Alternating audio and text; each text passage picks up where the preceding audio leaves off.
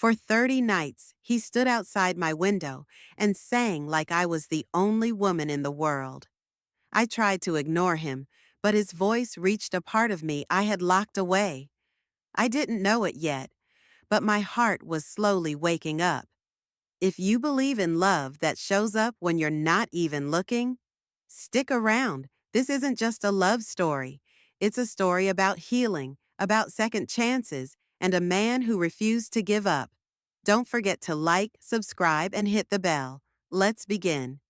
My name is Maya, and at the time this all began, I was just trying to survive each day. I was in my early 30s, living alone in a quiet neighborhood where the only sounds after sunset were the rustling trees and the occasional barking dog. I liked it that way, quiet, still, predictable. After my last relationship, I had no space left in me for chaos, especially not the kind love brings. Heartbreak changes you. It had changed me. I was once soft, open, ready to believe in forever. But after what I went through, I became someone else entirely. Someone who didn't trust easy smiles or romantic promises. I poured myself into work, into daily routines, into anything that didn't involve feelings. I didn't go out much. I kept my phone on silent. I even deleted every playlist that had a single love song. Those songs, they used to make me feel warm, hopeful, but now they just made me roll my eyes. I couldn't relate to them anymore. I built walls around myself, not the kind you can see, but the kind that keeps people out without them even realizing. My home was my fortress. My bedroom window stayed shut, the curtains always drawn. I wasn't bitter, not exactly, just tired. Tired of letting people in only to be left empty. So when he first showed up, this man with a voice like velvet and pain, I barely gave him a glance. I thought he was a fool, singing outside someone's window like it was a scene from a movie. Please, that kind of thing didn't happen in real life. Not to women like me. Not to women who had already closed their hearts for good.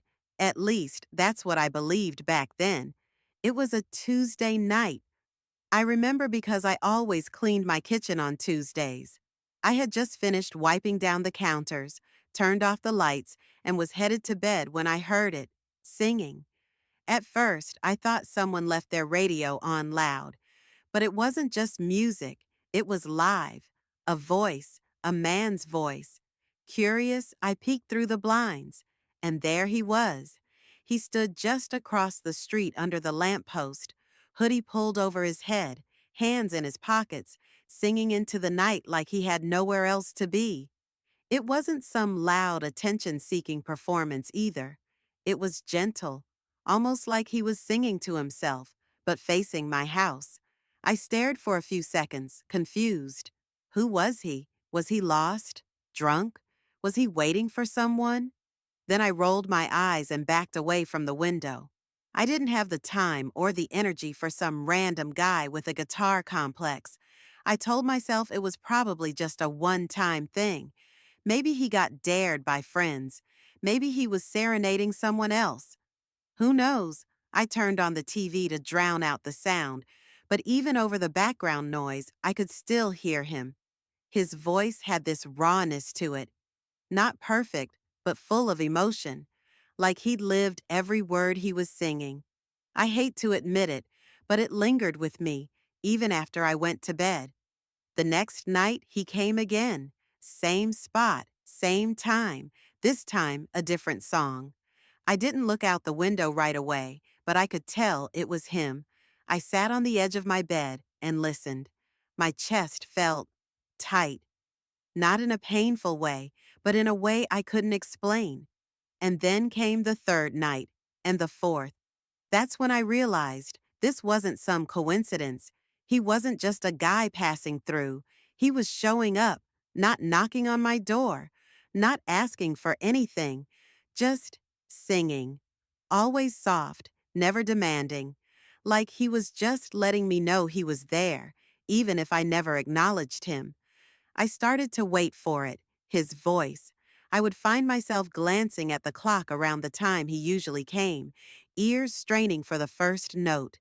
And every night, like clockwork, there it was. I didn't tell anyone at first. It felt too strange, too personal. But I started wondering, why my house? He didn't look at any other windows, just mine. He never brought flowers, never shouted, just stood there, quietly singing into the night. It was the weirdest kind of comfort, unasked for, but deeply felt. I didn't open the curtain. I didn't wave or speak, but I stopped pretending I wasn't listening. And slowly, without warning, the sound of his voice began finding cracks in the walls I had so carefully built. By the fifth night, I was officially curious. I wouldn't admit it out loud, but the mystery was starting to get to me. Who was this man? Why was he standing outside my window, singing like I was the only woman in the world? I'd never seen him before in the neighborhood, and I've lived here for years. I know the regular walkers, the dog lovers, the joggers, the teenage skateboard crew, but this man wasn't one of them. He didn't belong to the familiar rhythm of this street. I started doing little things to try and learn more without actually confronting him. On the seventh night, I left the curtain just a tiny bit open, just enough to peek through. He was there, as usual, same hoodie, same soft stance, his head tilted slightly upward like he was singing to the stars, not me. But I knew it was for me. I could feel it. And then one night, something different happened. I noticed he was holding a small notebook in his hand. Between songs, he flipped through its pages like he was choosing what to sing next. I wondered if those pages were filled with lyrics, maybe poems, maybe something personal. He wasn't a typical romantic guy, not by today's standards. No big signs, no flowers, no over-the-top speeches. But his consistency, that was romantic in a way that hit different. The kind of romantic that sneaks up on you, the kind that isn't performative, it's intentional. My best friend Nicole called me that week, and I told her, finally. You're lying, she laughed. A man is literally singing outside your window? Girl, you're living in a Hallmark movie. I know how it sounds, I said, but he's real. She kept asking questions. What does he look like? Does he ever say anything? Have I gone outside? But I had no real answers. I didn't know anything about him, except how his voice made me feel. Nicole teased me, but she also warned me to be careful. Creeps can sing too, you know. She wasn't wrong, but somehow I didn't feel afraid. I felt seen. Even though we hadn't exchanged a single word, this man had become a presence in my life.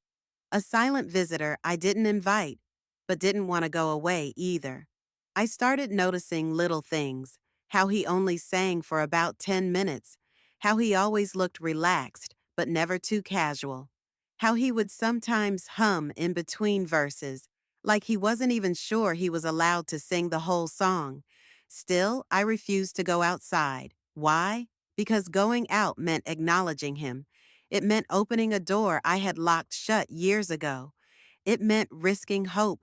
But even so, every night I sat by the window. I didn't know his name, didn't know where he came from, didn't even know if he'd ever stop showing up. All I knew was that a stranger's voice had started to feel like home. There's a reason I never opened the door, never stepped outside, never even smiled through the glass.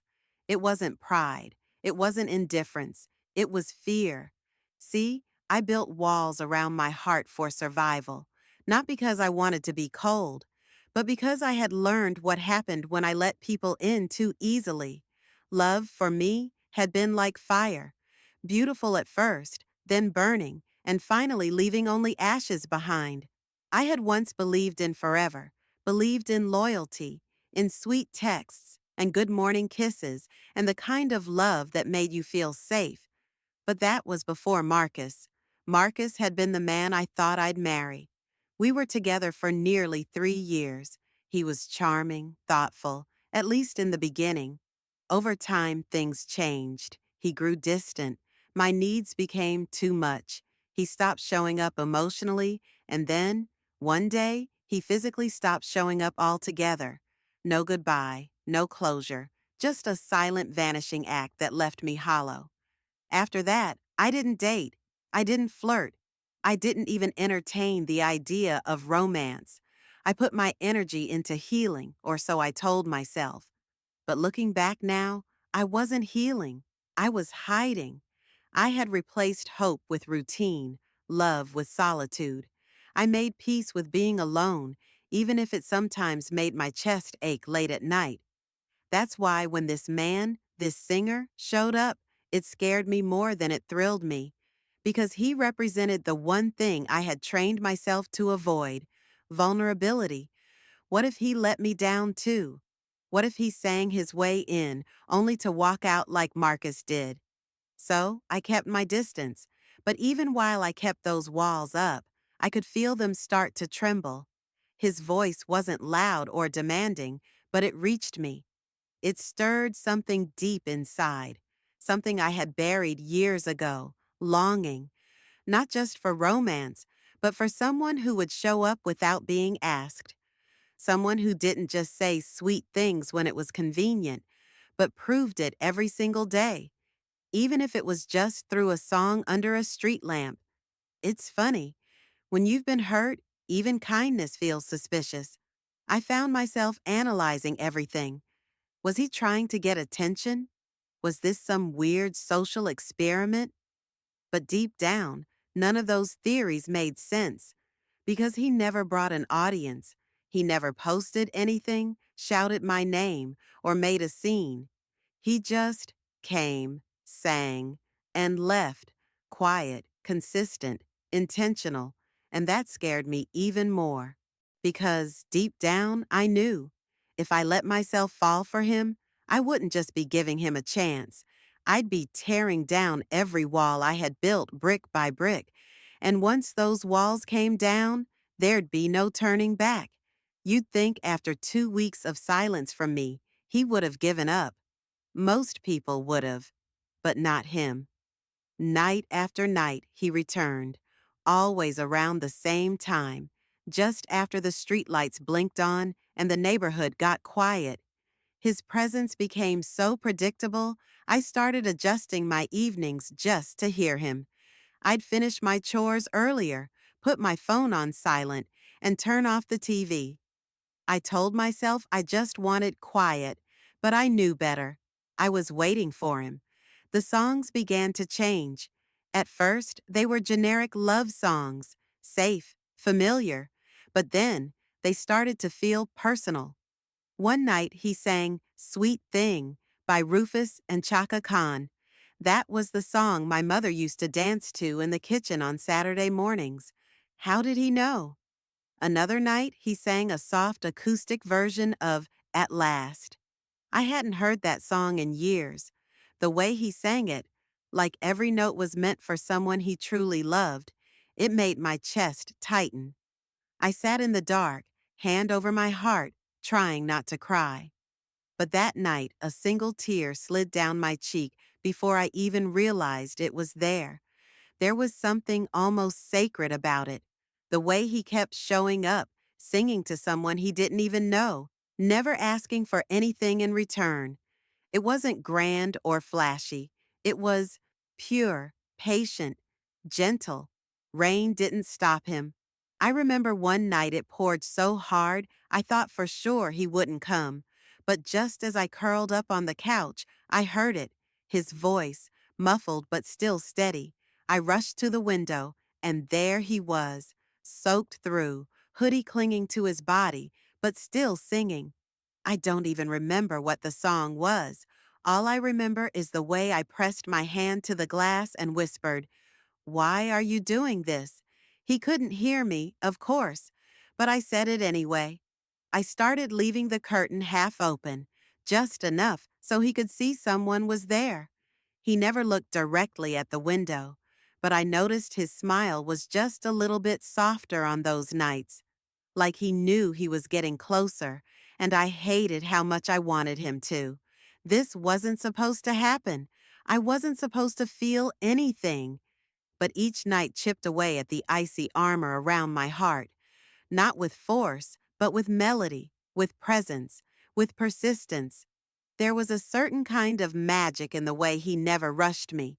He didn't knock, he didn't call out, he just came, every night, like he was saying, I'm here, no pressure, just here.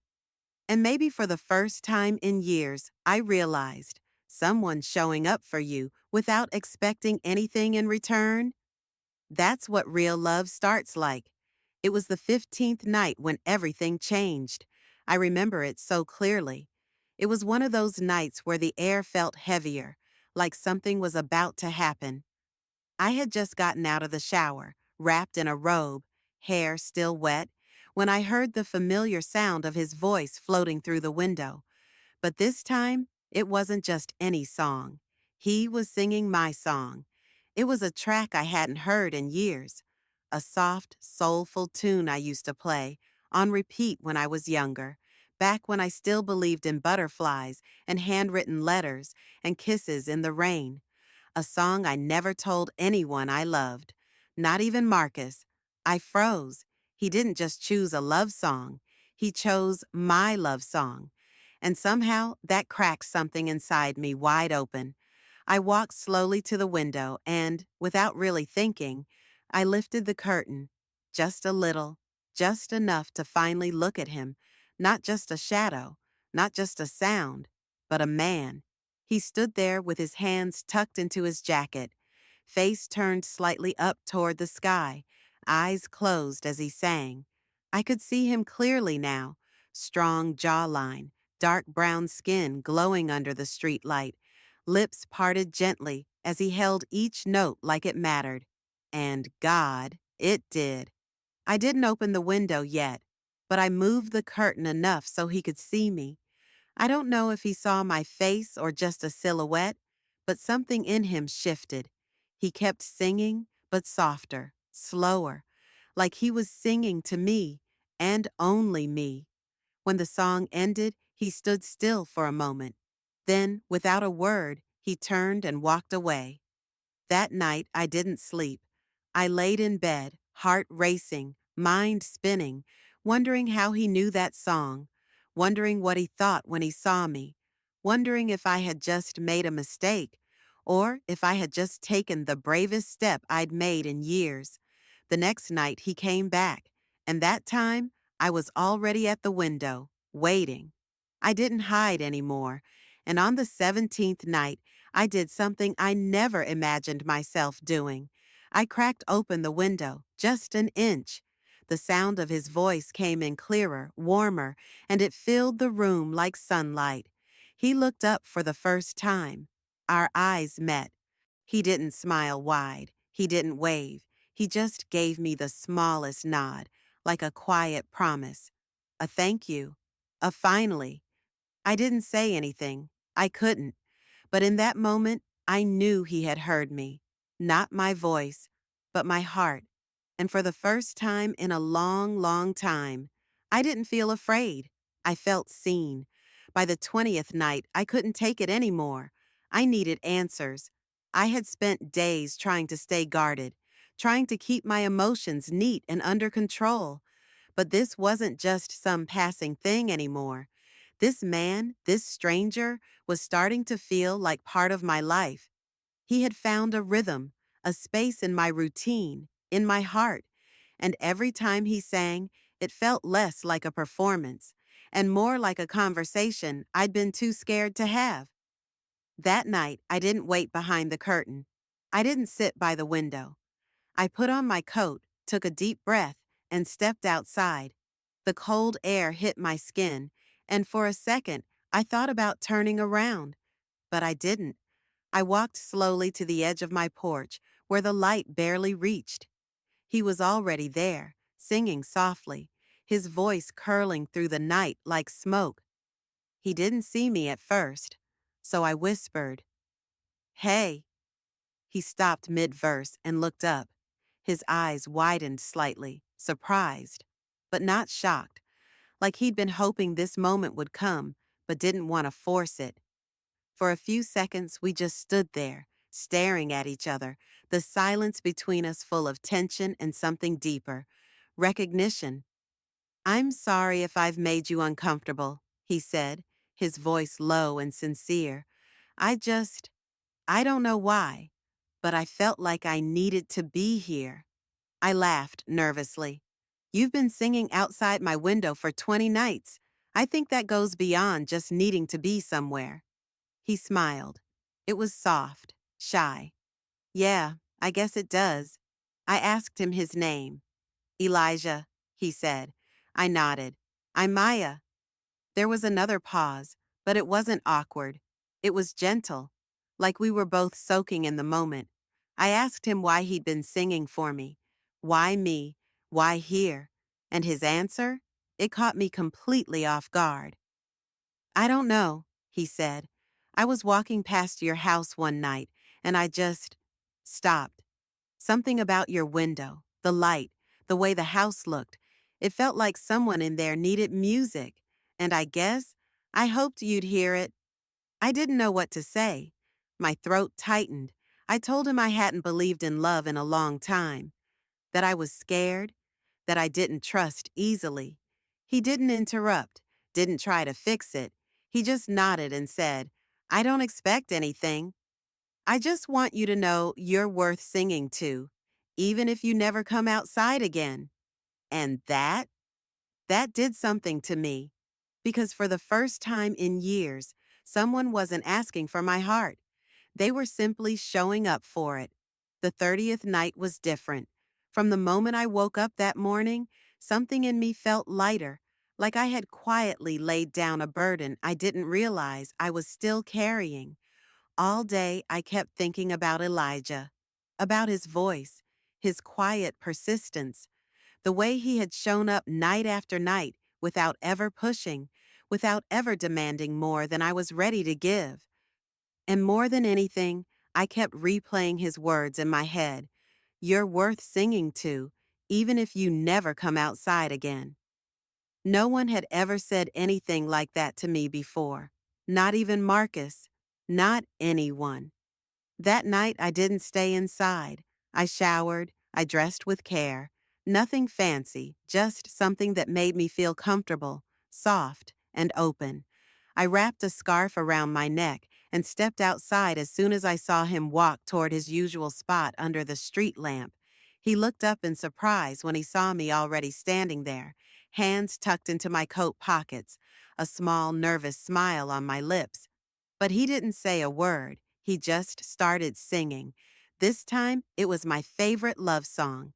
The real one, the one I played in secret when I still believed in forever. A song no one else even knew I loved. My heart stilled. He didn't just know how to sing, he knew how to see me. Tears welled up in my eyes, but I didn't hide them.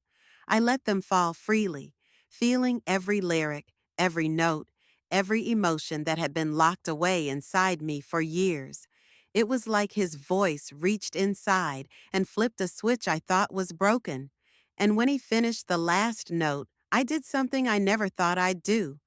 I walked toward him, slowly, carefully, step by step, as if I was walking out of my old self and into something brand new. He didn't move. He just stood there, watching me with those gentle, searching eyes.